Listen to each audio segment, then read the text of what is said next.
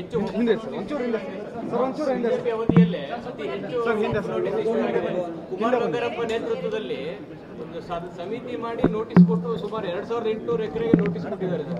ಈಗ ಕಾಂಗ್ರೆಸ್ ಮೇಲೆ ಆರೋಪ ಮಾಡ್ತಾ ಇದ್ದಾರೆ. ಇವತ್ತಿಂದ ಎಲ್ಲ ಜಿಲ್ಲೆಗಳಿಗೆಲ್ಲ ಹೋರಾಟ ಅಂತ ಹೋಗ್ತಾ ಇದ್ದಾರೆ. ನೋಡ್ರಿ, ಅವ್ರಿಗೆ ಬೇಕಾಗಿರೋದು ಪ್ರಚಾರ. ಅವ್ರು ಹೋದಷ್ಟು ನಮ್ಗೆ ಒಳ್ಳೇದು. ಅವ್ರ ಮುಖಗಳನ್ನ ಕನ್ನಡಿಲಿ ನೋಡ್ಕೊಳ್ಳಿ ಅಂತ ಹೇಳಿದ್ದೀವಿ. ನಾವು ಫ್ಯಾಕ್ಟ್ ಎಲ್ಲ ಬಿಚ್ಚಿಡ್ತೀವಿ. ಯಾವ ರೀತಿ ಇವ್ರದ್ದು ಗೋಮುಖ ವ್ಯಾಘ್ರ ಅಂತ ಹೇಳ್ತಾರಲ್ಲ, ಹಂಗೆ ಈಗ ನಾನು ಕೋಡಂಬಳ್ಳಿ ಎಲೆಕ್ಷನ್ ನಮ್ಮ ಚನ್ನಪಟ್ಟಣ ಎಲೆಕ್ಷನ್ ಟೈಮಲ್ಲಿ ನೋಡಿದೆ.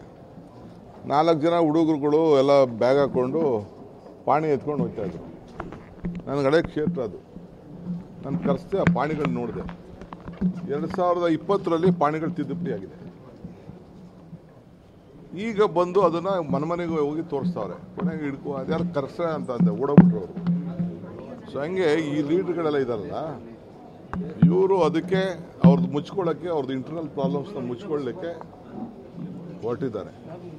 ನಾವು ಕಂಪ್ಲೀಟ್ ಎಲ್ಲ ಬಿಚ್ಚಿ ಬೇರ್ ಮಾಡ್ತೀವಿ. ಈಗ ಜನ ಅವ್ರನ್ನ ತೋರಿಸಿದ್ದಾರೆ, ಬೇರೆ ದೇರ್ ಸ್ಟ್ಯಾಂಡ್ ಅಂತ ತೋರಿಸಿದ್ದಾರೆ. ಏನು ಪ್ರಚಾರ, ಏನು ಅಯ್ಯೋ ಎಲ್ಲ ಕಂಪ್ಲೀಟ್ ಇಡೀ ಜಿಲ್ಲೆಗೆ ಹೋಗೋದು, ಮಾಡೋದು, ಧರಣ ಕೂತ್ಕೊಳ್ಳೋದು ಎಲ್ಲ ಮಾಡಿದ್ರು. ಈಗ ನಮ್ಮ ಹತ್ರ ಎಲ್ಲ ಇದೆ. ನಾವು ಸುಮ್ಮನೆ ಎಲೆಕ್ಷನಲ್ಲಿ ಸುಮ್ಮನೆ ನಾವು ಮಧ್ಯೆ ಡಿಸ್ಟರ್ಬೆನ್ಸ್ ಮಾಡ್ಕೊಳ್ಳೋದು ಬೇಡ ಅಂತ ನಾವು ಮಾತಾಡಕ್ಕೆ ಹೋಗಲಿಲ್ಲ. ಅವ್ರದ್ದೇ 2 ಟೀಮ್ ಆಗಿದೆ. ಅವರೇ ಸಪರೇಟ್ ವಕ್ಫ್ ಅಂತ ಯತ್ನ ಮಾಡ್ತಾರೆ. ಅವ್ರ ವಿರುದ್ಧನೇ ಕಂಪ್ಲೇಂಟ್ ಕೊಟ್ಟವ್ರೆ ಪಾರ್ಟಿಯವರು. ಯಾರು ಅನಾಮಿಕರು ನಮ್ಮ ಚಿಹ್ನೆ ಬಳಸ್ತಾ ಇದ್ದಾರೆ ಅಂತ. ಅದು ಅವರೇ ತೀರ್ಮಾನ ಮಾಡ್ಕೋಬೇಕು. ನನಗೇನು 2 ಪಾರ್ಟಿಯಲ್ಲಿ 3 ಗುಂಪಾಲಿ 4 ಗುಂಪಾಲಿ, ನಮಗೆಲ್ಲ ಒಂದೇ ಗುಂಪದು. ನಮ್ಮ ಲೆಕ್ಕಕ್ಕೆ ಒಂದೇ ಗುಂಪು.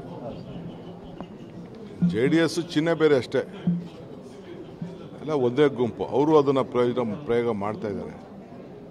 ಸೊ ಅದರಿಂದ ಅವ್ರು ಮಾಡ್ಲಿ. ಅವ್ರು ಮಾಡಿದಷ್ಟು ನಮ್ಮ ಬಗ್ಗೆ ಹೆಚ್ಚಿಗೆ ಪ್ರಚಾರ ಕೊಡ್ತಾ ಇದ್ದಾರೆ. ಮಾಡಲಿ ಅವರು.